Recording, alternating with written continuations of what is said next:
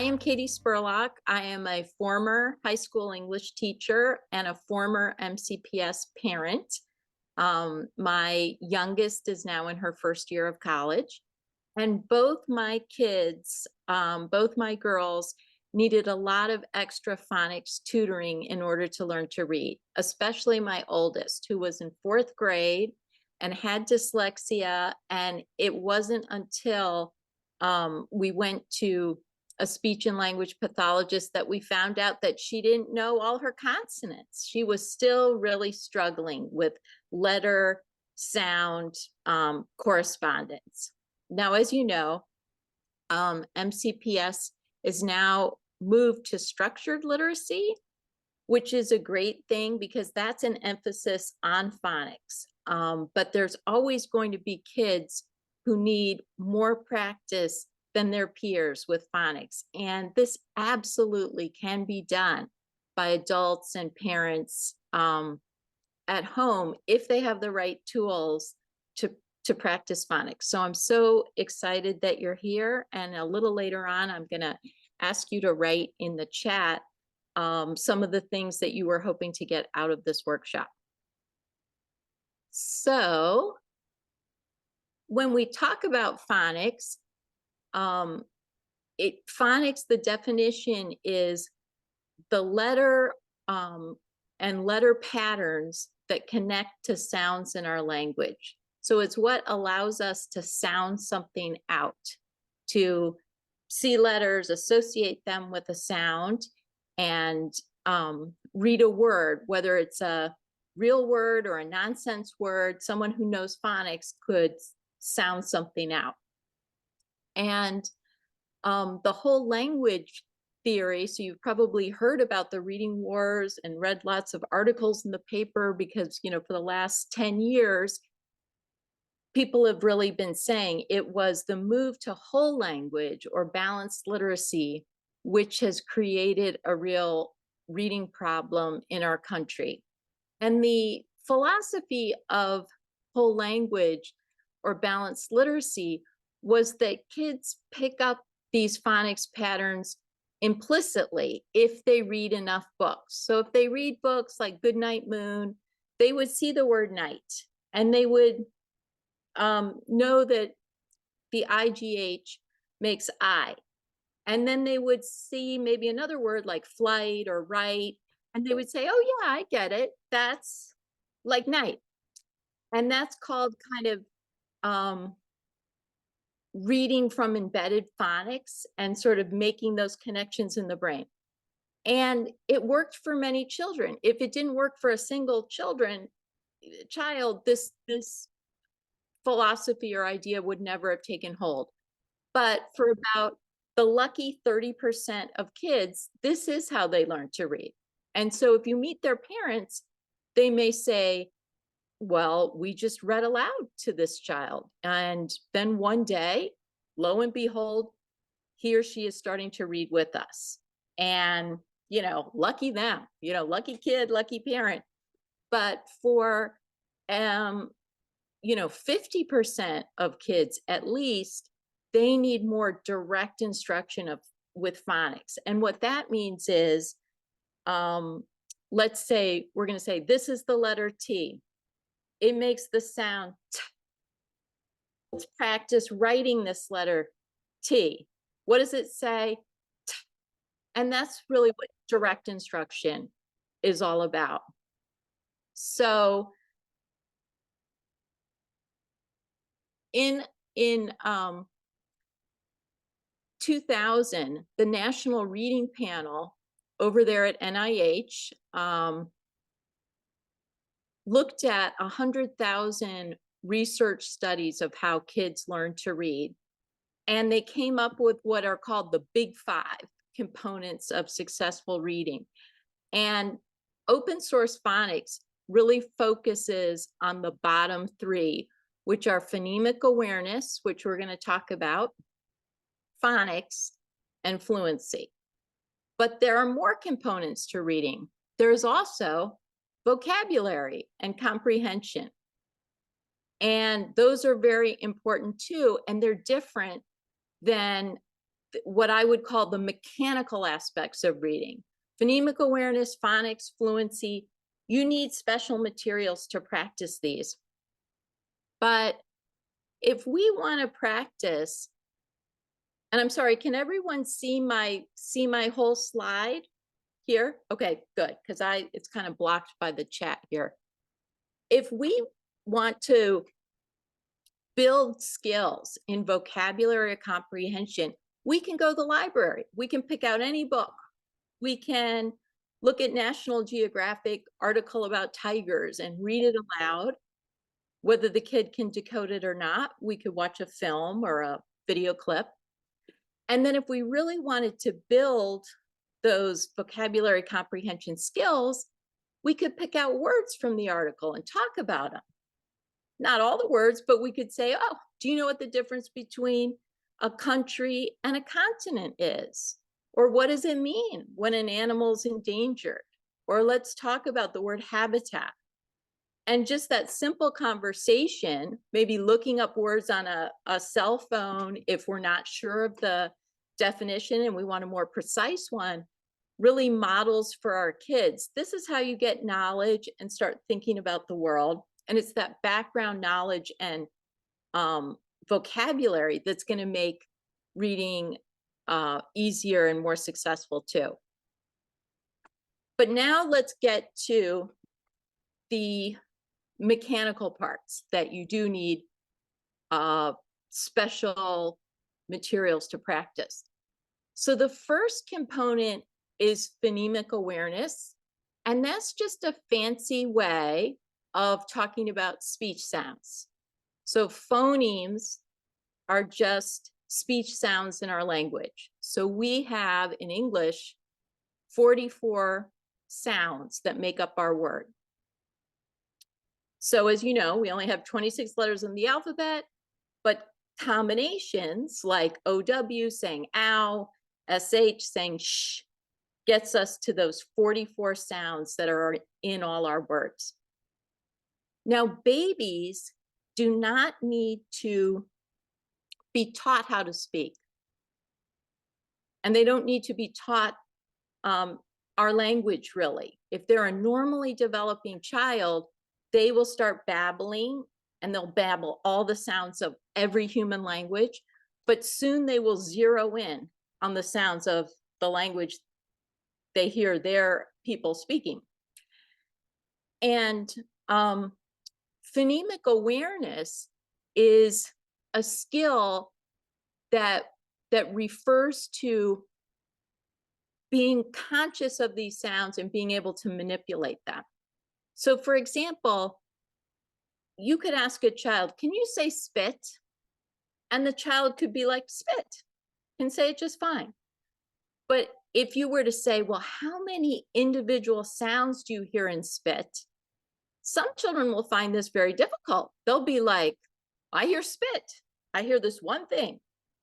And phonemic awareness is when you can say s, p, t, and you have that awareness that there's all these little sounds that are being pressed together to make that word. Now, some kids just have an easier time getting phonemic awareness. They can rhyme more easily. They could do that little task more easily. But what we do know is if we practice, it gets better. So it's not just you either have this or you don't. This is something that we can work on and practice with children.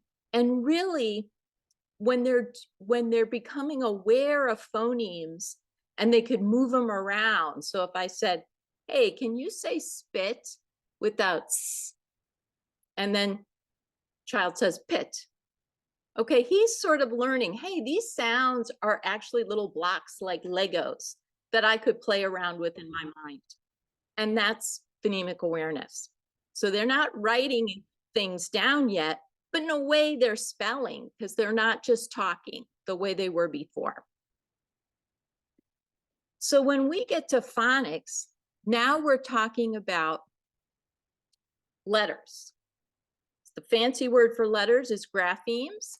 So these letter patterns represent certain sounds in the language. And what you will see in open source phonics are some of these terms, which you may remember from learning to read yourself. We have our consonants. The consonants are all the letters that make sounds that are not the vowel. The vowel is the heartbeat of our syllable. So every syllable or word has a vowel, must have a vowel.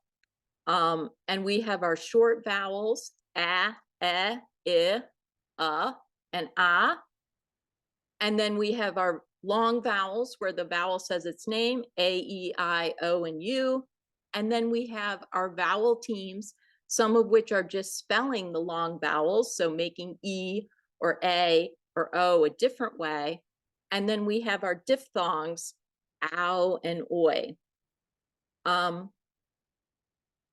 The other thing we have is our consonants, and the consonants are either going to be individual in the first part of open source phonics. It'll be just one consonant before or after the vowel, or then we learn the clusters.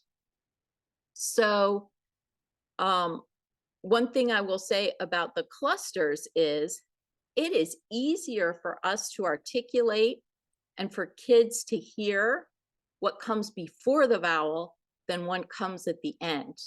So if I want you to hear strip, I'm going to have an easier time strip pronouncing that so you can hear it.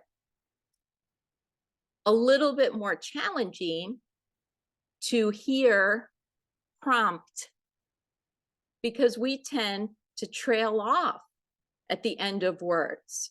So when we're speaking so that kids can hear all the sounds and we want them to repeat it so we can hear all the sounds, we're really going to have to overpronounce. Unkempt. You know, I am working real hard when I'm saying that if I want a child to be able to repeat it and hear all those sounds. Okay, so moving ahead. Okay, so if I'm a kid who struggles to read, I already see that a lot of students in my class are finding it easier than I am. And that seems very unfair because they may be decoding Magic Treehouse, you know, easily, and I'm having to work really hard just because of the way my brain works with these patterns. But there's another unfairness that they may not realize, which is that in quite a few languages like Finnish, Italian, Spanish, they have what is called a transparent letter to speech situation. So one letter, one sound. And it's easier in those countries for kids to learn to read or decode or sound out because of that. English is way on the other end, having a complicated, not easy code where we have many spellings for the same sound. So I know you all are familiar with this, but just take a look at all the ways that you can spell I. That's a lot of ways, right? So I hear I, and I could be thinking it could be all of these kinds of spellings. Or the f sound in cough or fluff or phone. Same with sh in ship and partial and mission and sugar. So that makes learning to read and write English more difficult than it would be if we were learning to read and write another language. And that's kind of the beauty of phonics, because what phonics does is it allows tutors and adults and kids to study the sounds in a step-by-step way and take out all the curveballs and all the patterns that don't fit. It's like if you were taking ukulele lessons and your teacher first gave you here's a sound, here's a song with the 4 chords you know. And when you can switch between those 4 chords, we're going to go on to the next one and add, add, add. And we're never going to hand you a new song to play where you have no idea what those chords are. Well, to give you a little background, we've talked about English and how our code is not the easiest one to master.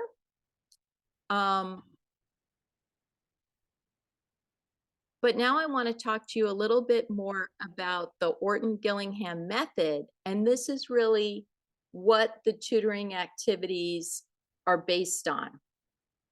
So Nelson Rockefeller, who became Vice President of the United States, was born in 1908. And by the 1920s, it was clear to his parents, the Rockefellers, that he was really struggling to read. So he was an older kid with dyslexia, struggling to read. And this is important, I think, to notice that there were always struggling readers. I mean, this is the 1930s. Phonics was still the way people thought about reading. It wasn't a whole language then, but there were always kids who had trouble struggling. And so the Rockefellers thought, you know what, we're going to fund the best scientists around to figure out how you can help these older students learn to read.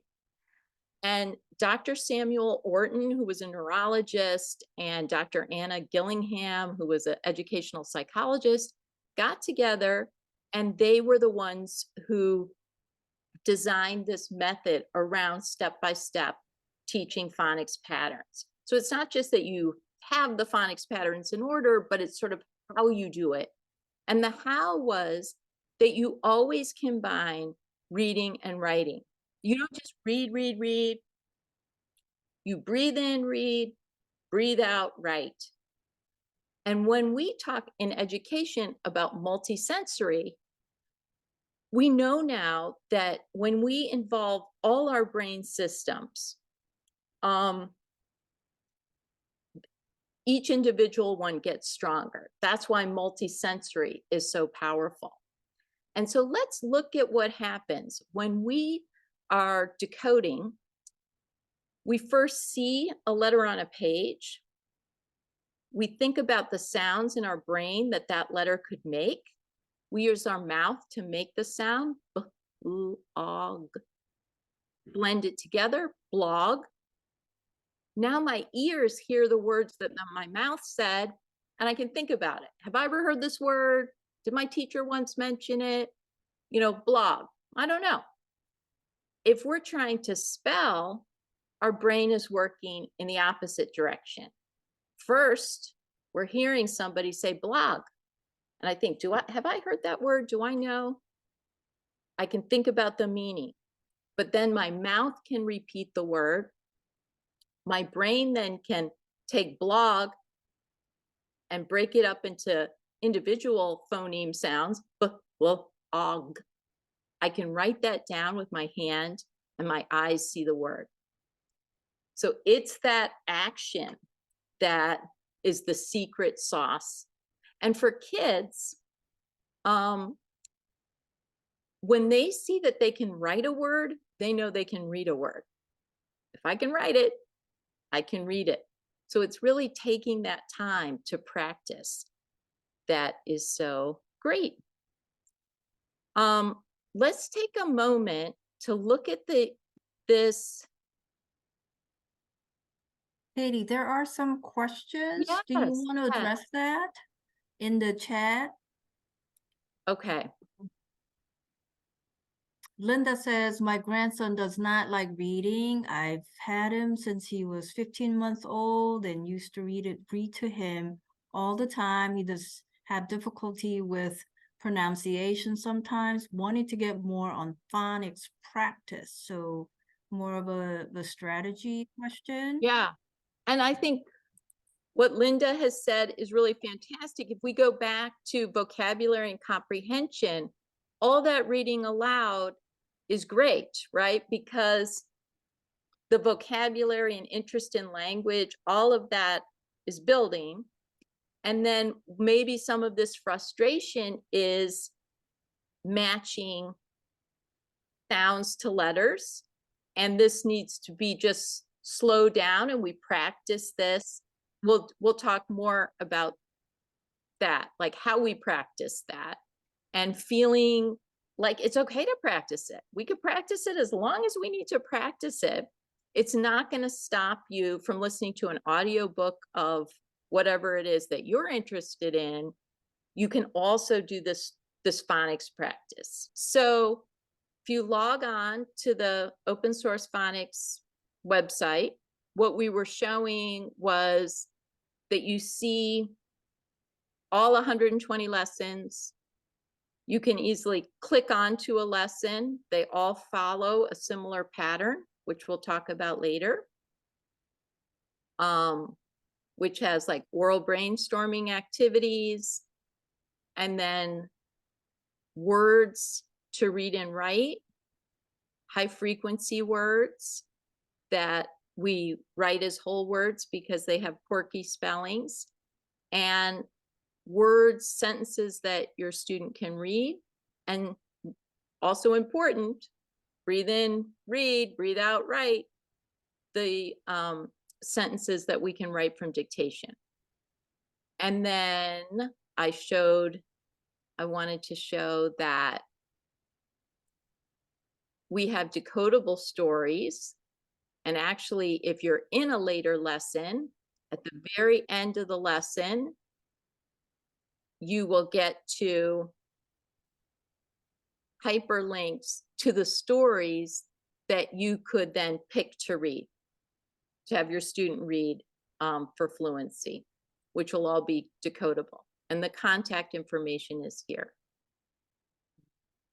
About the fact that what we know that all kids benefit from obviously having that multisensory input, and that when we look at kids who struggle, so I've spent 25 years working on remediation and looking at what happens in the brains as kids are learning to read, and how they when they struggle, what happens. But one of the key things that we see is that having putting together the spelling and the sound, the visual and the auditory, we actually see, when you do that together and then also put writing together with that, we also know that making the mouth movements when you read, and so reading aloud actually has and saying those sounds aloud has a bigger benefit than just trying to say them silently in your head. Especially at those early years, those early stages, and especially for those who are struggling readers. In fact, there was just a study that came out this week on that, again, showing that for struggling readers, reading aloud has a greater benefit than reading silently. And why that is because you're making those mouth movements, you're making those, those lip movements. When you say, you're putting those lips together and feeling that.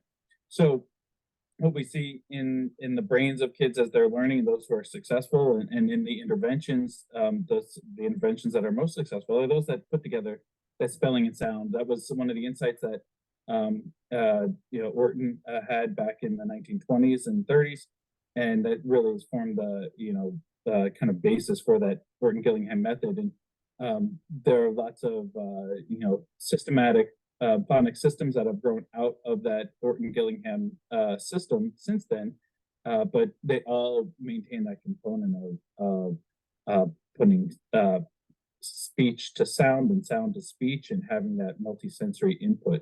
So that's it's a critical feature of learning to read, especially in English, where it's hard, and those who struggle have a hard time, like I said, making those connections. And so that's why this method that makes it explicit for them, as Katie said, lots of kids struggle to do it implicitly, to just pick up those patterns implicitly. There are those 30% or so that will learn it implicitly, but by and large, the 50 plus, 50 to 60% of kids will struggle to do that unless it's made explicit for them.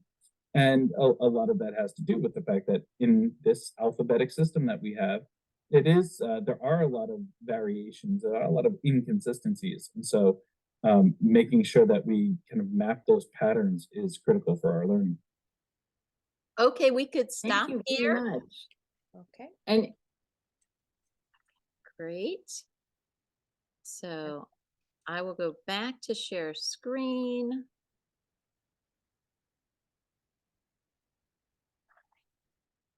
Thank you.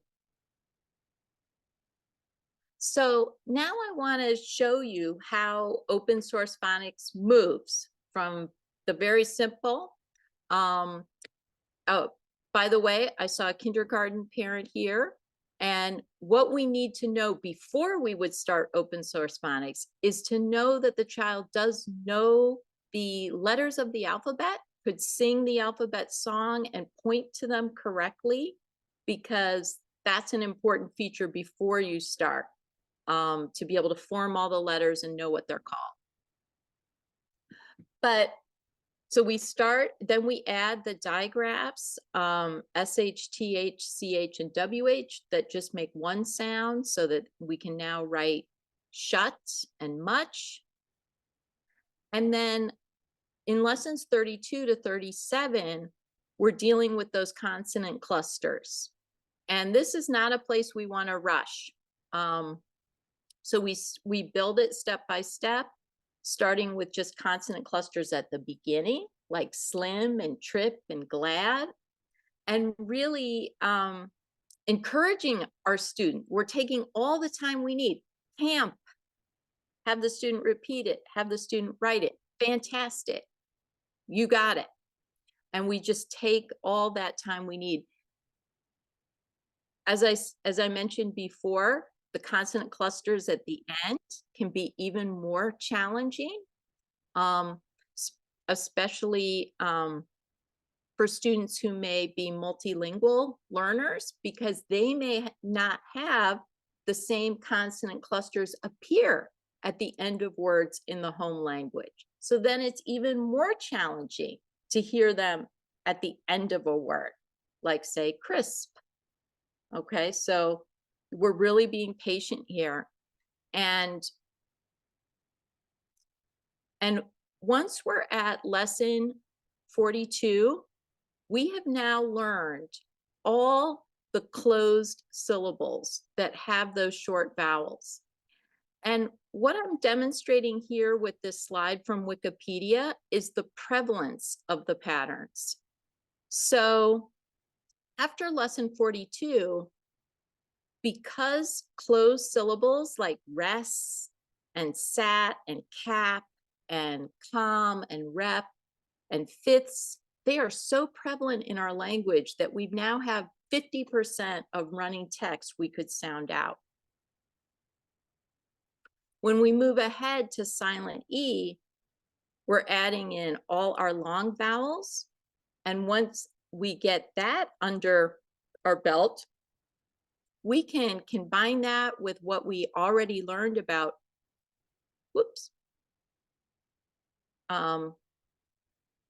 what we already learned about closed syllables to write long words like landslide, smokestack, basement.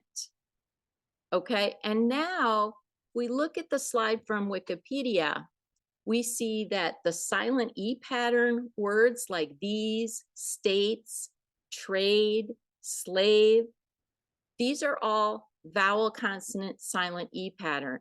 The red is even more common. That's your closed syllable patterns like jected and plan. And in green are the high frequency words like the and of and by. The next big jump is around lesson 60. And here we're learning that open syllables will, the vowel will say their name, like in bonus, April, music, right? And we have to get used to the way things can rock back and forth between short and long vowels. And I'm not going to lie, this is a big jump. This may take lots of practice to get this right, right? to feel like populate and finalize is something that you can hear and you can write. But once you do that, you are now at 75% of running text and over 85% of the sounds in our language you can represent. So when you ask a kid, hey, slowly, take all the time we need, we're going to write the word dislocated or reactivate from dictation. That kid is going to look at you like, are you kidding me? And when he or she writes that word, she's going to feel like $1 million. All of a sudden she knows, hey, I get it. Okay, there's more patterns to go, but those are just adding on. Now the OA says boat. I get it. This is where your big work has been done. And just percentage wise, look at our text from Wikipedia and look how colorful it looks. And that's just with these big 3 patterns we have discussed. No vowel teams, just silent E, open syllables, which would be like pro, pry, re. These are our open syllables, and our closed syllables, which are the most frequent in our language. So when we think about like what it would have been like to be in Finland or Italy, where they have an easy phonics system, it'd be like being here, except everything would be decodable. There'd be no new patterns to need to learn. Okay, phonics patterns are not the only things that we study in open source phonics, but we also look at like the meaning chunks, which are the prefixes and suffixes. And that's very fun because now we're talking about meaning and what does unhelpful mean or careless mean, or using those common suffixes and prefixes. So the next little chunk is our common vowel teams, which are just alternate ways of spelling E, A, I, O, and U. And then the last, and you can see that these are in bright yellow, and it does, you know, add some new words are now decodable, like agreed or each. And then finally, the last pattern I'm going to talk about are our R-controlled vowels, R, or, so that we can read and write words like bird and farm and born, and then putting together what we already know, determined, gardening, misinformed. And you can see by this point, lesson 80, almost everything looks decodable. So the thing that I want to really impress upon you is all phonics patterns are not equal. The important ones are at the beginning, and you're going to get a huge bang for the buck when your student masters them, versus, you know, maybe by lesson 118, we're talking about the EI in vein or ceiling. I mean, let's face it, that's so uncommon. They could rely on spell check for that. That is not holding them back from reading. So, you know, please realize that as you are working through these patterns, you're covering the most important patterns first, and they are opening up language for your child so that then they feel more open to reading just an ordinary book or story, because so much of it looks friendly and decodable, even if they haven't gotten there. So in this slide, oh, I was hoping to ask you all in the chat, what was the hardest multiplication fact for you to learn? And how many times do you think you had to practice it in order to have it be automatic? So a lot of us probably don't remember learning to read because we might have.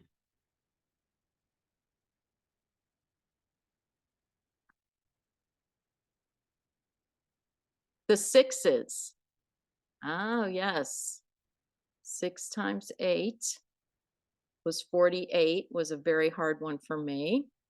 6 times 7 is 42, hundreds of times. Okay, for me, it was the eights. 8 times 7 is 56. I thought was very difficult.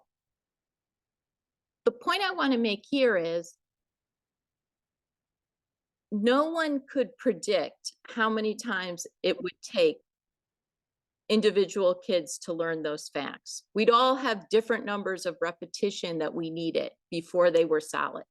It's the same with phonics.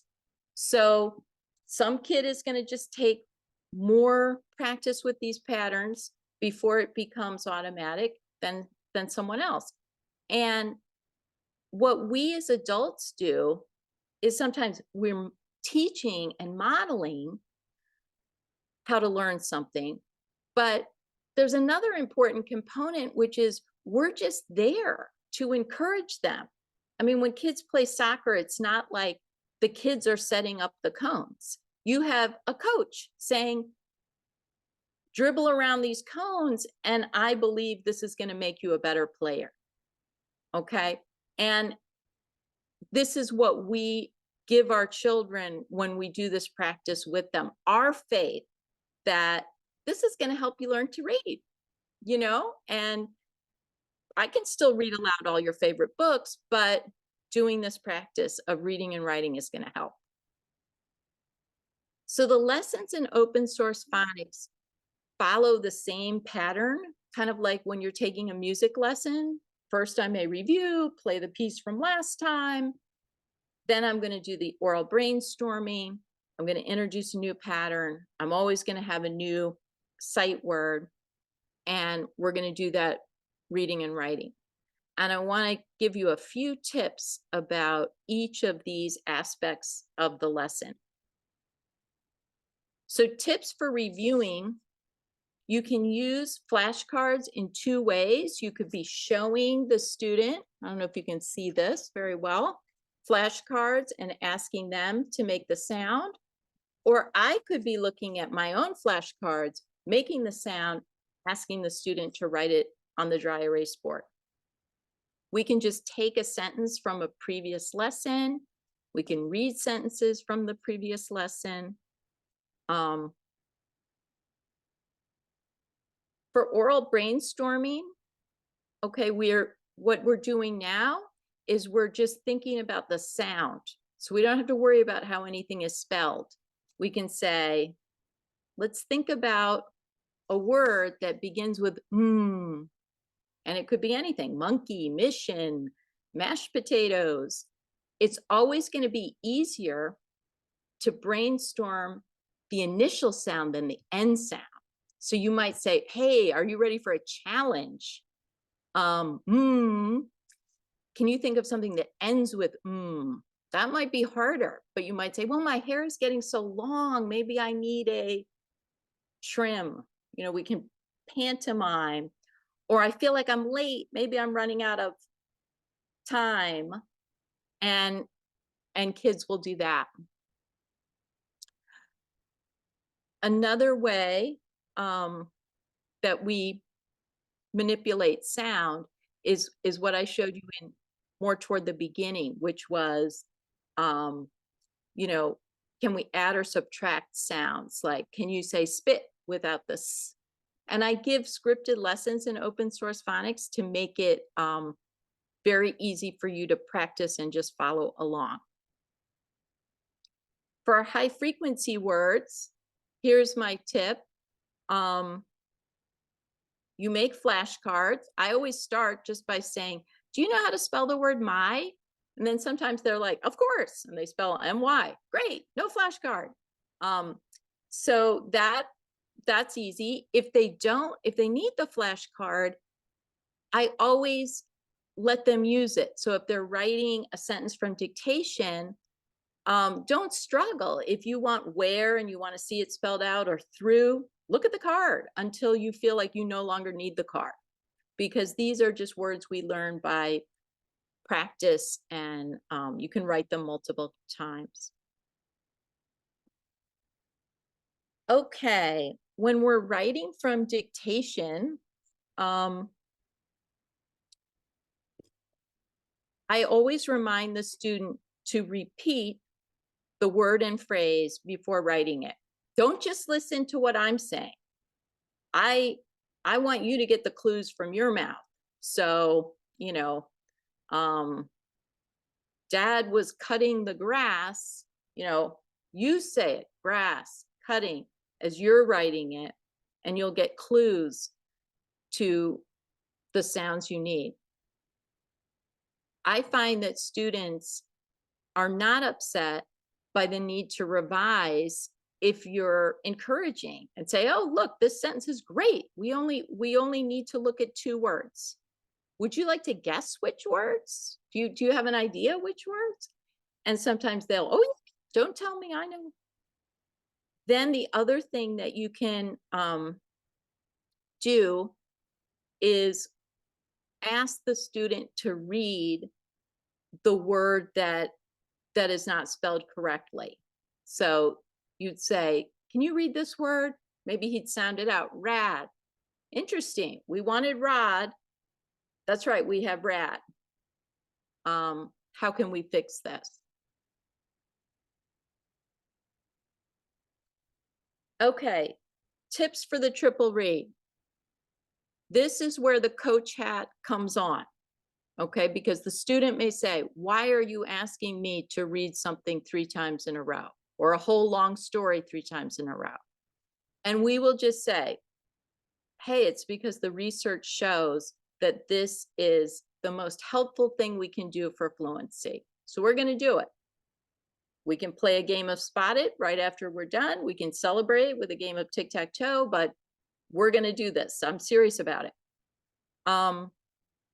The other thing you can do is comment on the first read as a first read. It was a fantastic first read. You got so many words correct first time through. Wonderful. Making it really clear that you're waiting for that second or third read when the student is going to read with more phrasing and sort of like a natural voice as if they're talking. And the most important thing is make sure to congratulate yourself, pat yourself on the back, because that third read or any read was not happening without you. You're sort of the personal trainer here that's making these sit-ups or push-ups or first reads or third reads happen. And anytime they do, they are, building those skills in your kid's brain.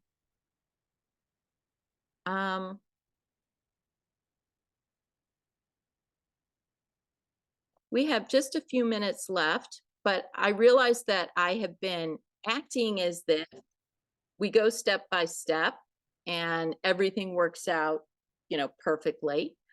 But in the real world, we will sometimes find that we think the student has something rock solid, and now they seem to be mixing things up. Ah versus ah, shh versus. And there are a couple things that we can do now to go back, either go back to our flashcards. I once went back to my flashcards with a 4th grader who was kind of mixing up ah and eh, and I was, come to find out we needed to support the ah with a little picture of an apple, support the eh with a little picture of the elephant, and really talk about, yeah, these are sounding similar to you. So let's now brainstorm a whole column of words. I'm not going to trick you. I want everything to have the S sound in it. And when we had a big group of words, we then went to the other side and said, now it's only going to be ah. And we did the same thing on that side. And then when we're ready, we say, you're ready to have a challenge? Now we're going to mix eh and ah, and you're going to decide which of the dry erase boards it goes. Another tip is that we can draw attention to the mouth and how the sound is made. So the SH and the TH for one student may be looked in print as similar because they both have the H, but they are made and look very different. Sh versus p, very different. So when we were just looking at trying to decide how to spell a word, I would have the student look in the mirror first, let's say it together, and then think about which of those are we doing sh or th, and helping them to differentiate it that way. Well, that is the end of my presentation.